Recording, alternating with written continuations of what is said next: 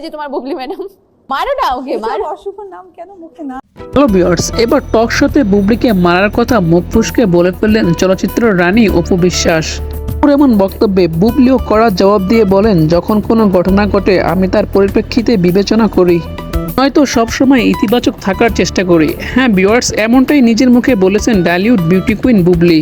যখন কোনো ঘটনা ঘটে তখন কিন্তু আমি তার পরিপ্রেক্ষিতে আমি তার জবাব দেই, কিন্তু তার বাইরে কিন্তু আমি সবসময় খুব ইতিবাচক থাকি।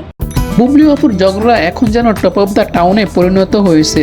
ফির অপু বিশ্বাস চাইছে আবার ঢাকার আলোচিত নায়ক সাকিবের লাইফে নায়িকা হয়ে আসতে, কিন্তু সাকিব অপুর মাঝে দেয়ালের দেশ হয়ে দাঁড়িয়েছে ঢালিউড বিউটি কুইন বুবলি। এ কারণে অপু বিশ্বাস বুবলিকে সহ্য করতে পারে না, আর এ নিয়ে তাদের মাঝে সবসময় বিরোধিতা চলমান থাকে।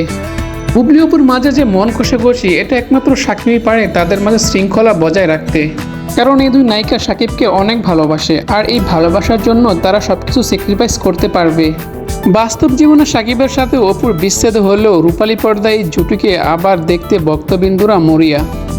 তো বন্ধুরা, সাকিবের সাথে জুটি হিসেবে কাকে দেখতে চান, অপু নাকি বুবলি? আপনার মতামত জানাতে পারেন কমেন্ট বক্সে।